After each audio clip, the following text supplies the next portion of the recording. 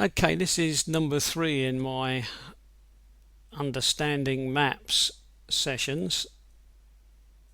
I'm here on the talk map.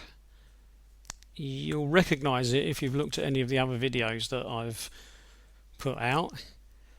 I'm going to double click on that one. There it is in numbers. If I pull it up on 3D, it's looking a bit squashed, so I'll do that. This map, very often, because there's so few numbers in it, is easier to interpret looked at in numbers than it is as that 3D shape.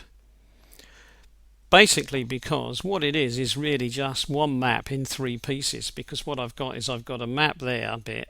So if I imagine that's a 2D map there, so that's one of them, and then here's the second one, and then here's another one, and this one is for 600 milligrams atmospheric pressure, and this one is for 800 milligrams atmospheric pressure, and this one is for 1000 milligrams atmospheric pressure.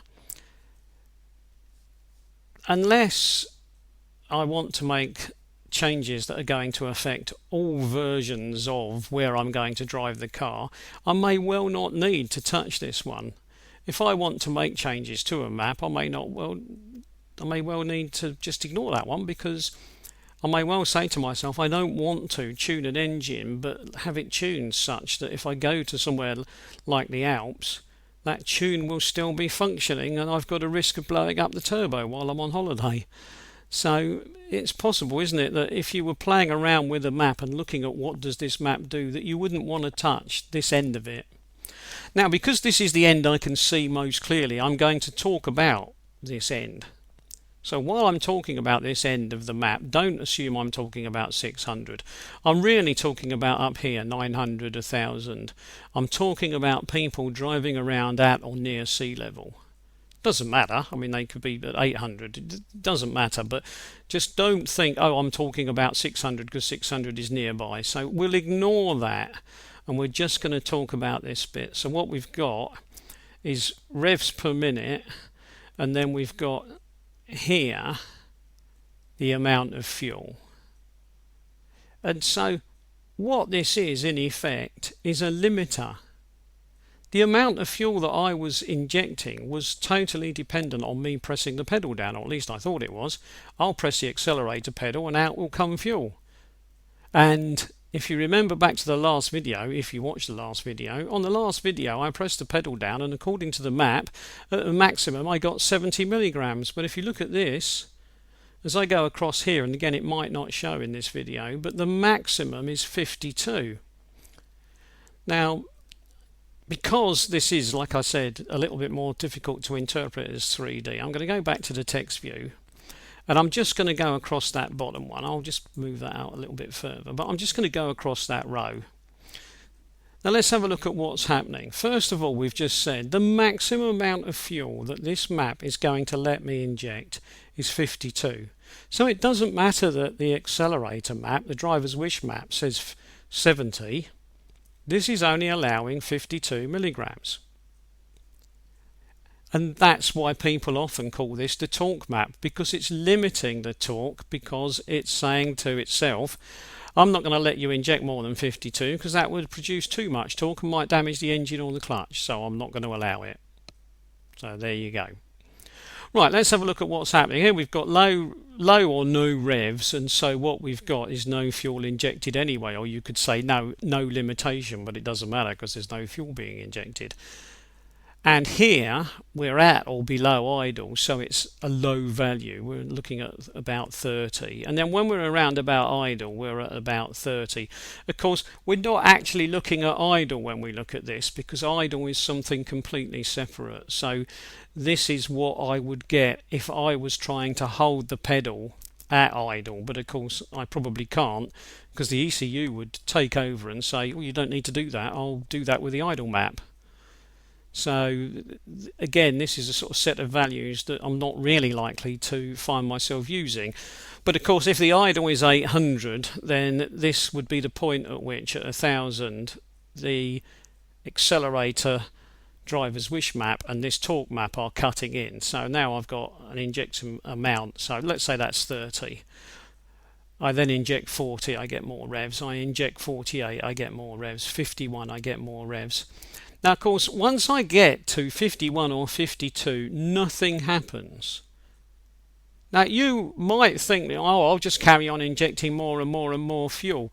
But of course, if I did that, it simply wouldn't burn and there would be clouds of smoke behind the back of the car. And the designers have taken that into account. And so what they've done is they've said on this map, no, 52 is the maximum.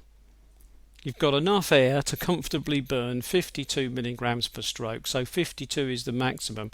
And again, you might think that 52 then would stay as a level. So all of these, because I want to go faster and faster and faster and get more and more and more revs, would all stay that high, but they don't. They stay more or less at the same value, but they slowly fall. And again, this is simply a matter of protection of the engine and efficiencies.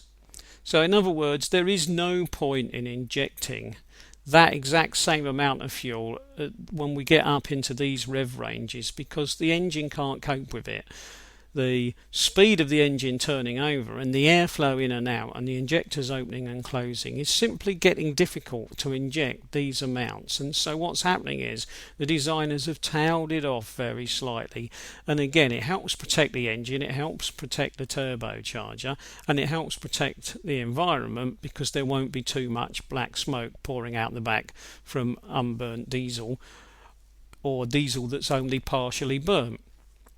Now, there is something that's worth watching at the end here. Although these values fall slightly, and some tuners might think, oh, well, I won't bother with that, I'll just keep these constant. But let's say that we will allow those to fall slowly.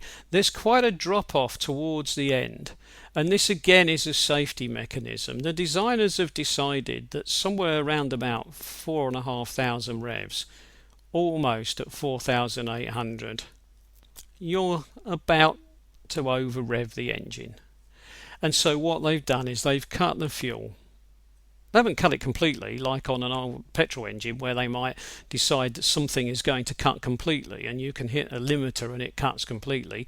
They haven't decided to do that, but what they've decided to do is make a cut, and you may notice that. So you might be trying to go faster and faster, accelerate more and more and more, and then discover that not a lot is happening, because I'm now injecting about the same as I was right back at the beginning when I first pressed the accelerator.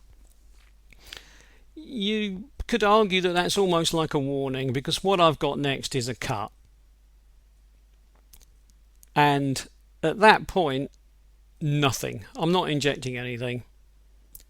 So it doesn't matter that somebody is pressing the accelerator and demanding more fuel to be injected via the driver's wish. This map is going to limit things to 52 anyway, and when I get to the absolute maximum end, it's going to just cut the fuel to protect the engine, and it's going to cut the fuel to protect the turbocharger or maybe the gearbox. But basically, the designers have said to themselves, if we allow people to drive and pour fuel into the engine up at this end of the engine, all they're going to do is damage it. Now, of course, if you're a racing driver and you want to rebuild your engine every other week, it doesn't matter, does it? You can risk having anything you like at this end and risk doing as much damage as you like. But the designers have decided that for this, being sold to the average guy in the street, this is a sensible set of values, so this is the set that we'll use. Right, I'll stop there.